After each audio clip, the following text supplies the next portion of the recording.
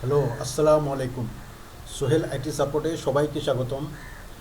আজকে আমি কম্পিউটার বেসিকের 10 নম্বর ক্লাসটা আপনাদেরকে করাবো।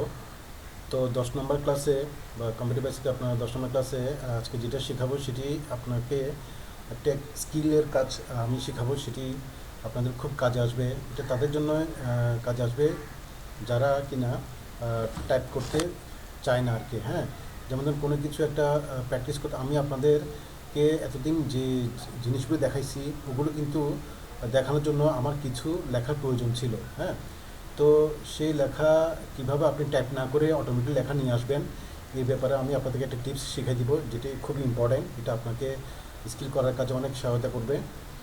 এটা অন্য জায়গায় আপনি এক্সপ্রেশন বা প্রেজেন্টেশন করাতে পারলে আপনার স্কিলটা সেখানে ওখানে ভালোভাবে একটা প্রকাশ করার সুযোগ থাকে। তো আপনি এখন যেটা দেখবেন, যেমন ধরুন আমি আপনাদেরকে একটা জাস্ট এটা জিনিসটা একটু বুঝাই। যেমন ধরুন আমি কোনো একটা প্র্যাকটিস করার জন্য আমাদের কিছু লেখা লাগবে, তাই না?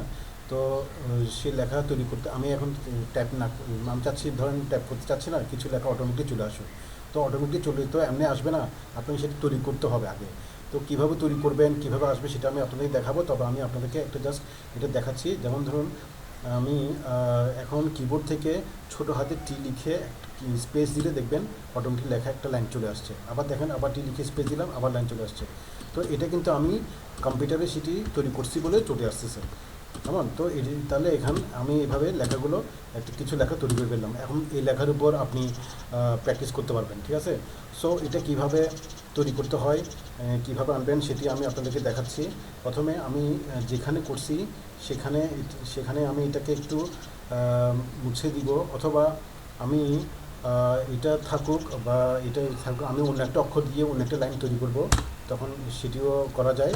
তাহলে কীভাবে দেখেন, একটি অক্ষর দিয়ে একটি লাইন কীভাবে তৈরি করবেন। তবে লাইনটা একটু বড় লাইন হলে ভালো হয়, কারণ বড় লাইন হলে লেখাটাও একটু বেশি আসে আর কি। এইটা খেয়াল রাখবেন, বড় লাইন হলে ভালো হয়। একটা অক্ষর দিয়ে একটা মানে বড় লাইন তৈরি করবেন। তাহলে কীভাবে সেটি করবেন দেখেন।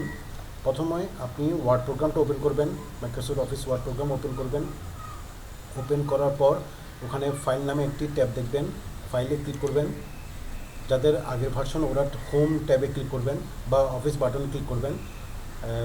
যে বিশেষ করে 2007 ভার্সন অফিস বাটন ক্লিক করতে হয়, আর একটু 2007 ভার্সন থেকে আপডেট ভার্সনে ফাইল নামে একটি ট্যাব থাকবে, তো ওখানে ক্লিক করবেন ফাইল। তারপর একটু নিচে এসে দেখবেন ওয়ার্ড অপশনস বা অনলি অপশনসে ক্লিক করবেন।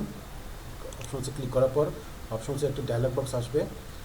কোনো একটা জিনিসে ক্লিক করার পর এই ধরনের কোনো বক্স, ছোট বক্সও হতে পারে, বড় বক্স হয়ে আসতে পারে, এগুলোকে ডায়লগে বলা হয়। এটা আমি হয়তো আগের ক্লাসে বলছি, এগুলো একটু খেয়াল রাখবেন। এগুলো কিন্তু বেসিক জিনিস, এগুলো জেনে রাখা ভালো।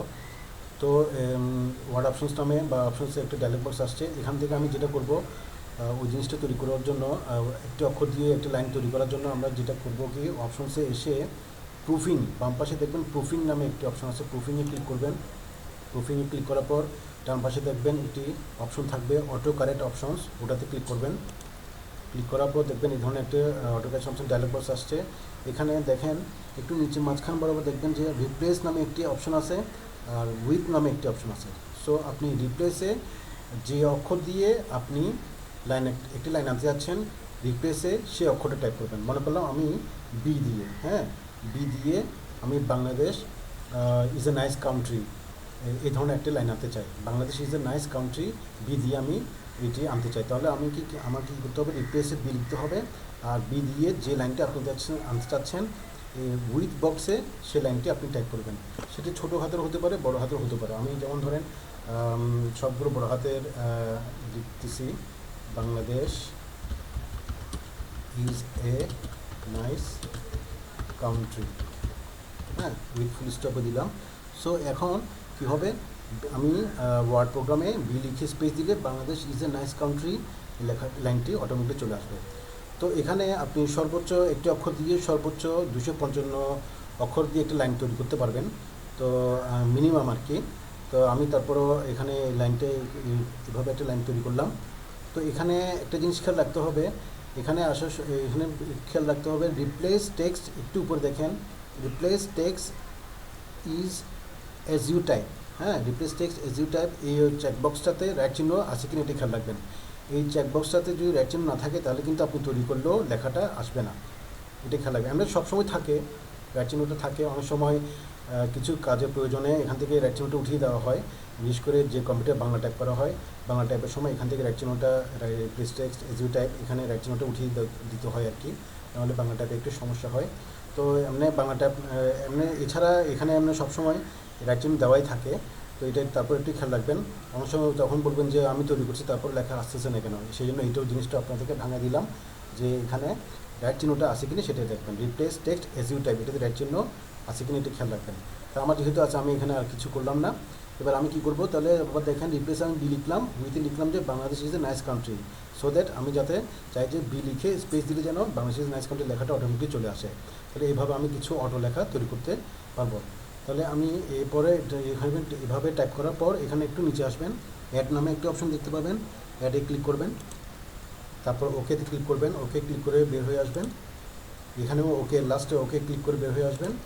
এবার দেখেন আমি এখানে বি লিখে স্পেস দিলাম, বাংলাদেশ নাইস কান্ট্রি, আবার বি লিখে স্পেস দিলাম, আবার বি লিখে স্পেস দিলাম। তাহলে এখানে দেখেন এভাবে আমি অটোমেটিকলি কিছু লেখা তৈরি করতে পারবো, ঠিক আছে, অটো লেখা চলে আসবে। সো এভাবে আপনারা প্র্যাকটিস করার জন্য কিছু লেখা যখন দরকার, তার আপনি কিছু লেখা এভাবে ওয়ার্ড অপশনসে গিয়ে একটা লাইন তৈরি করে কিছু লেখা তৈরি ফেলতে পারবেন। তা যদিও টাইপ করে কোনো প্যারাগ্রাফ তৈরি করাটা ভালো, টাইপিং প্র্যাকটিসটাও হয়ে গেল। আর যারা টাইপিংয়ে একটু অলস, টাইপ করতে চায় না, তাদের জন্য মূলত এই টিপসটা, ওরা ওয়ার্ড অপশনসে গিয়ে এই জিনিসটা তৈরি করতে পারবেন, ঠিক আছে।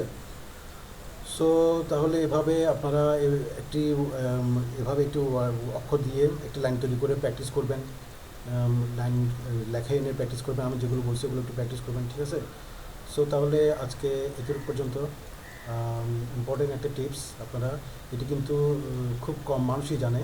সুতরাং আমি যেহেতু আপনাদেরকে আরও অনেক ইনশাল্লাহ কিছু স্কিল আপনাদের শেখাবো, কারণ আমি আপনাদেরকে এক্সপার্ট বানাতে চাই। আপনার এক্সপার্ট হোক, স্কিল তৈরি করুন নিজেকে, ঠিক আছে, আইটিতে। সো তাহলে ঠিক আছে, আজকে দূর পর্যন্ত। খুদা হাফেজ, সবাই ভালো থাকবে। ওকে।